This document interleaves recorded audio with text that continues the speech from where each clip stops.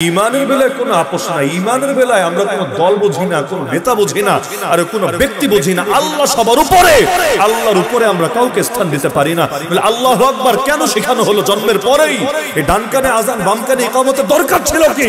সবার আগেই তো আমাকে এই মেসেজ দেওয়া হলো, দুনিয়ায় বহু কথা শুনবি, বহু আদর্শ শিখবি, কিন্তু আগে দিলে বসা আল্লাহু আকবার, আল্লাহু আকবার, আল্লাহু আকবার, আল্লাহু আকবার। এই যে ডান কানে শোনানো হলো, বাম কানে শোনানো হলো আজান ইকামতের মাধ্যমে, এরপর ডেইলি আজানে শুনি, ইকামতে শুনি, নামাজে বলি, নামাজের এক রকম থেকে আরেক রকমে যাওয়ার সময় বলি, এমনকি শেষ বিদায়ের পরে এই একই জিনিস। জন্মের পরে আল্লাহু আকবার শোনানো হয়েছে, শেষ বিদায়ের পরে জানাজার খাটিয়া সামনে রেখে ইমাম একবার না, দুবার না, তিনবার না, চারবার এটাই বলবে আল্লাহু আকবার, আল্লাহু আকবার। আল্লাহু আকবার মানে কি? আল্লাহ বড়, সব বড়ের চাইতে বড়, আল্লাহ সবার চাইতে বড়। যেই মুখ দিয়ে বললাম আল্লাহ বড়, যেই দিলের মধ্যে বসালাম আল্লাহ বড়, জন্মের পরে যেই দুই কানে গেঁথে দেওয়া হলো আল্লাহ বড়, মরার পরেও লাশ সামনে রেখে যে ঘোষণা দেওয়া হবে আল্লাহ বড়, এমনকি নামাজ শুরু করি এটা বলে আল্লাহ বড়, আজান ইকামত সব জায়গায় শুনি আল্লাহ বড়, ঈদগাহে যাওয়ার সময় বলতে বলতে যাই আল্লাহ বড়। সারা জীবন জুড়ে সেই মুখ দিয়ে বলবো আল্লাহ বড়, এই দিলে বসাবো আল্লাহ বড়।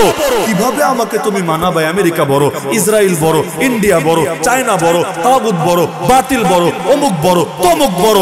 আরে আল্লাহর প্রশ্নে কাউকে ছাড় দিতে পারি না, পৃথিবীর কাউকে আল্লাহর চাইতে বড় মর্যাদা দিতে রাজি না।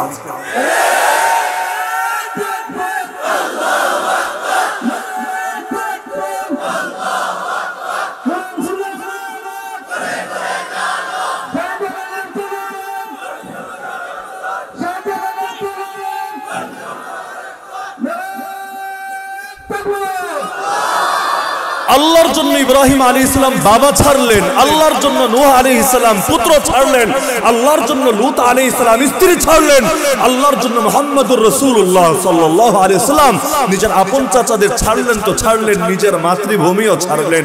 আল্লাহর ঘর কাবা এটা পর্যন্ত ছাড়তে হলো কেন?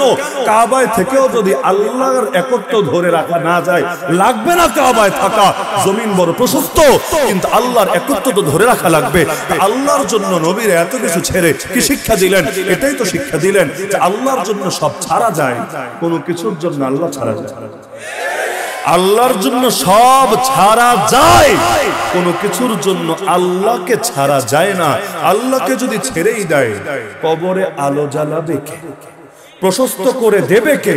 আল্লাহকে যদি ছেড়েই দেয়, হাসরের ময়দানে ডান হাতে আমলনামা এনে দেবে কে? আল্লাহকে যদি ছেড়েই দেয়, মিজানে নেকের পাল্লা ভারী করে দেবে কে? আল্লাহকে যদি ছেড়েই দেয়, আরশের নিচে ছায়ার ব্যবস্থা করে দেবে কে? আল্লাহকে যদি ছেড়েই দেয়, পুল সিরাতের পল পার করিয়ে দেবে কে?